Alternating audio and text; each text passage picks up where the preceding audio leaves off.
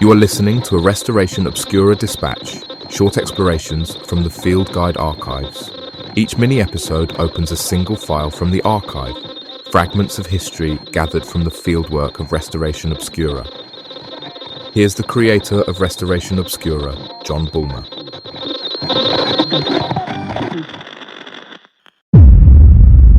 Welcome to another Restoration Obscura dispatch.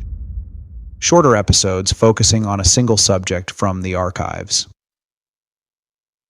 In this episode, we're going to explore a singular place in the hills of rural Rensselaer County.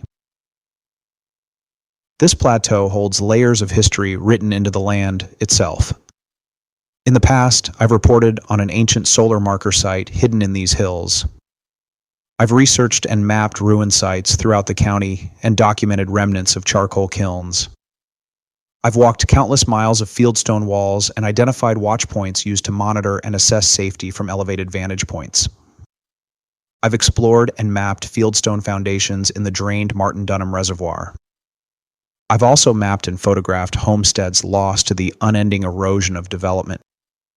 All of these features have been mapped down to the meter on a master map that tells the story of what this land was before it became what we know today. In the wake of that work, people began sharing stories and local legends. Longtime residents reached out with accounts of unexplained lights and large, upright figures moving through the forest after dark. They spoke of hauntings and witch trees. These aren't stories offered as proof, but they reinforce a simple truth. Space, darkness, and isolation tell their own kinds of stories. There are accounts from people describing something they experienced and couldn't explain. The landscape here resembles the Catskills in the way the hills fracture into hollows and narrow draws. Ridges fold in on themselves. Sightlines disappear quickly. The terrain creates isolation, and isolation has always been where stories take root. In this episode, we're going to focus on the Petersburgh Snow Hole. What it is, how it works, and what the inscriptions carved into its walls tell us about 2 centuries of visitors drawn to a place where summer fails. The Snow Hole is a shallow cavity in the earth, part cave and part sunken pocket, extending several feet below the surrounding forest floor. Stone walls and a broken ledge form an enclosed space that holds air close to the ground. The opening is irregular, more depression than entrance, with no clear boundary between surface and void. From within this pocket, cold air moves steadily outward. Ice persists here, well into the warmer months. At the surface, the forest looks ordinary. Hardwoods, leaf litter, stone. But just a few feet below grade, the air becomes denser. The temperature drops. The ground holds frost long after nearby slopes have released it. Access to the Snow Hole is through Hopkins Memorial Forest, land managed by Williams College. The site is reached by a system of well-marked trails with expansive views to the west. The Taconic Range is ancient, older than the Appalachians. It formed through continental collisions hundreds of millions of years ago when land masses folded into one another with forces difficult to imagine at human scale. The rock here was compressed, fractured, and lifted.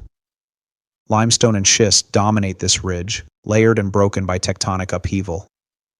Over deep time, erosion widened those fractures, and water found pathways through the rock. Ice forced those cracks open further, expanding what lay beneath the surface.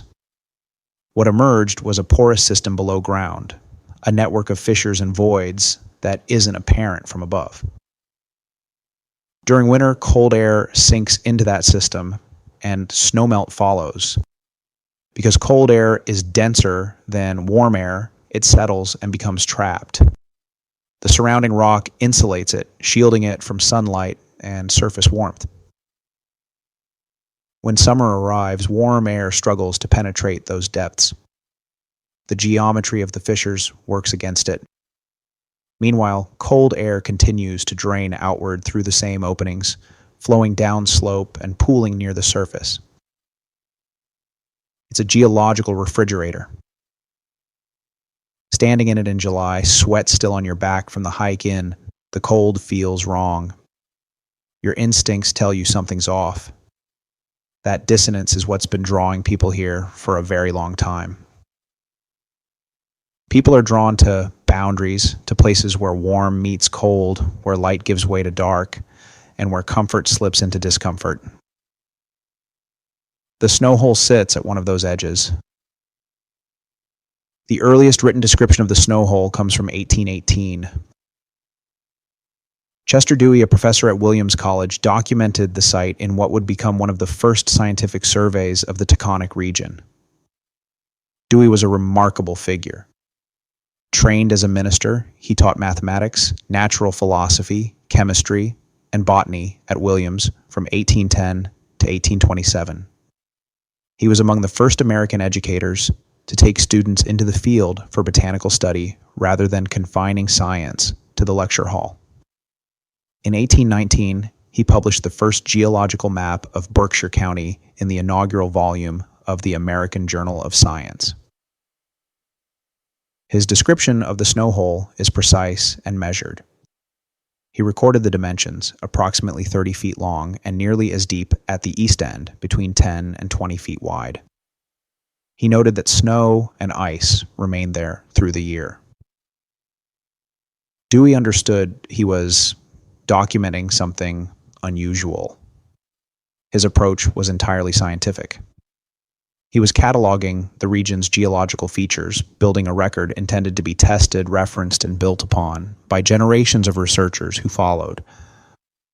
What Dewey may not have anticipated was the Snow Hole's trajectory as a destination. Within decades of his survey, the site had become a curiosity worth visiting. By the late 19th century, people were carving their names into the rock. Those markings remain visible today. Carved into the rock faces surrounding the Snow Hole are names, initials, and dates. Some are rough and hurried, others are carefully executed with formal lettering that required time and a chisel. Several appear to date to the late 19th century. Weathering makes precise dating difficult. One inscription reads MS 1884. Another appears to show WHC, followed by a date that looks like 1891. There are clusters of initials near the main chamber entrance. Others are set deeper into alcoves where the cold air is strongest. These marks appeared during a specific moment in American outdoor culture.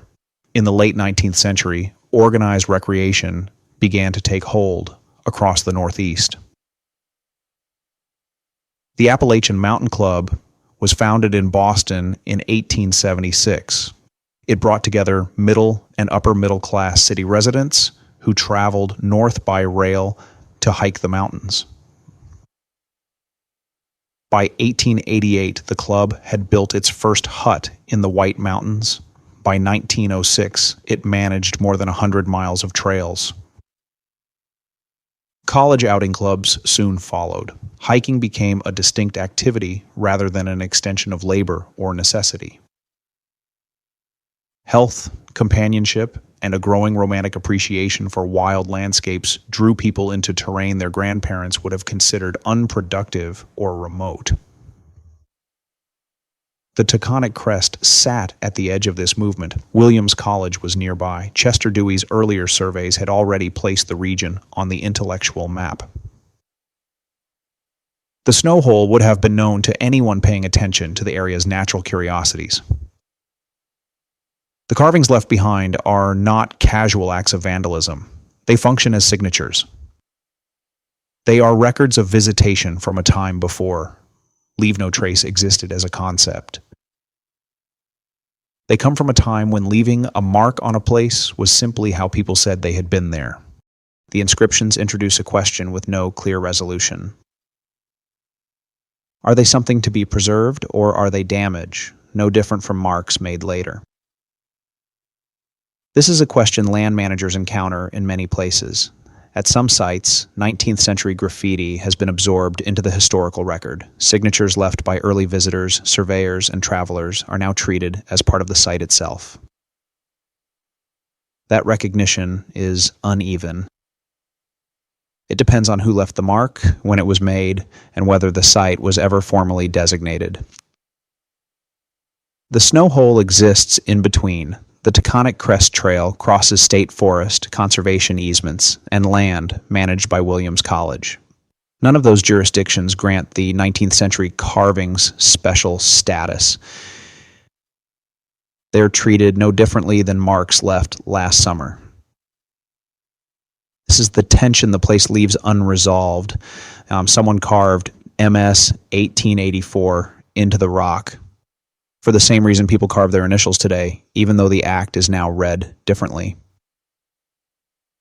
At what point does a mark stop being damage and start being evidence? I don't have an answer. The question stays open. How the markings are treated depends on it. The region around the Snow Hole continued to change through the 20th century. In 1929, Edward T. Heald published Taconic Trails. The book called for preserving paths through the Taconics. 3 years later, the Taconic Hiking Club was formed. In 1934, Hopkins Memorial Forest was deeded to Williams College. More than 1,600 acres were set aside. Much of it had once been farmland. Today, the Taconic Crest Trail runs along the ridgeline. It stretches for roughly 37 miles. It crosses New York, Massachusetts, and Vermont. The Snow Hole sits north of the Petersburgh Pass parking area. The hike follows forest that has grown back over old farms and logged hillsides. The trees are second growth, stone walls cut through the woods. They mark boundaries that no longer function. There is also the question of how long the Snow Hole will continue to operate this way. Cold air settles underground during winter, snow builds above it, meltwater follows fractures in the rock. The stone holds cold into the warmer months. That pattern is less consistent now. Winters are warmer than they were a century ago. Snowpack is thinner, freeze and thaw arrive earlier. The Snow Hole is not fixed. It changes as conditions change.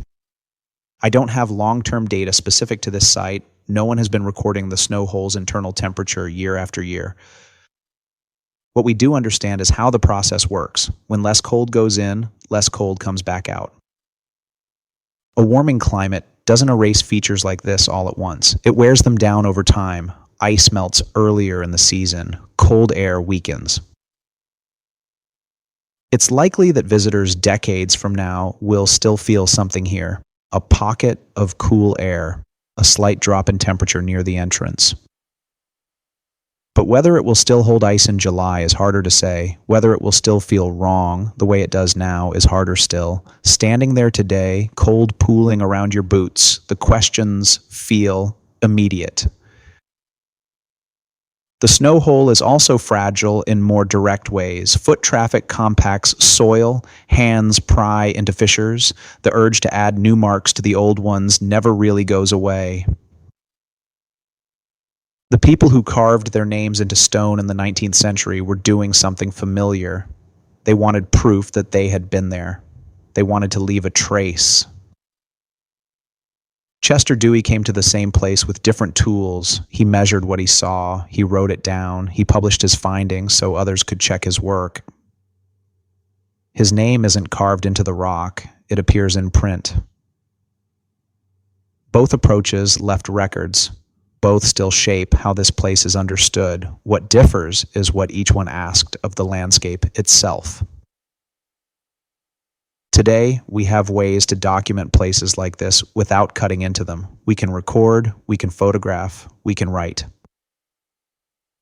The Snow Hole has been breathing cold air out of the Taconic Crest longer than any of us have been alive, longer than the carvings, longer than Dewey's survey, longer than the farms that once worked these hillsides.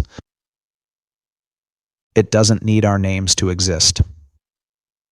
It only needs to be noticed. felt for a moment, and remembered as you step back into the heat of the day. Thanks for listening to another Restoration Obscura Dispatch.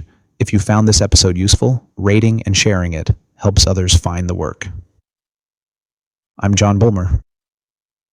Until next time, explore responsibly. Take care.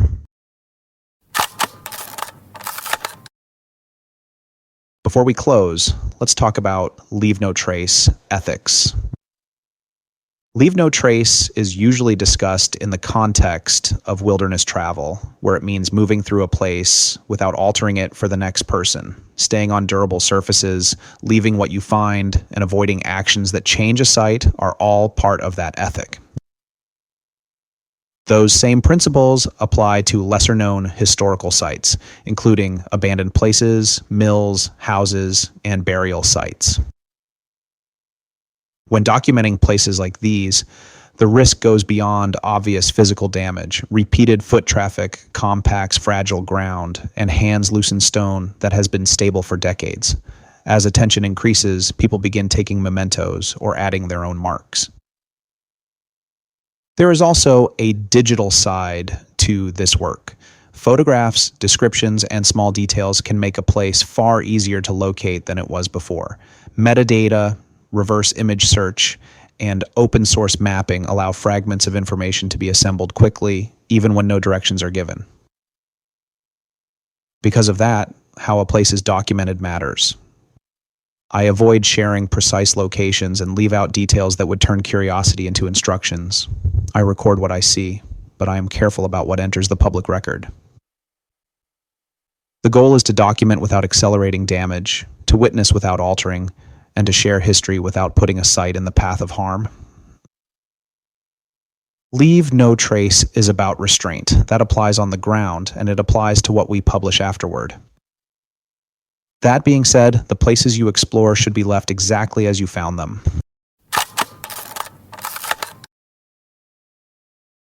To support reader-funded storytelling, subscribe on Substack. You can also follow the Restoration Obscura Field Guide podcast wherever you listen for more Dispatch mini-episodes and full-length episodes from the world of Restoration Obscura. Copyright 2026, John Bulmer Media and Restoration Obscura. All rights reserved.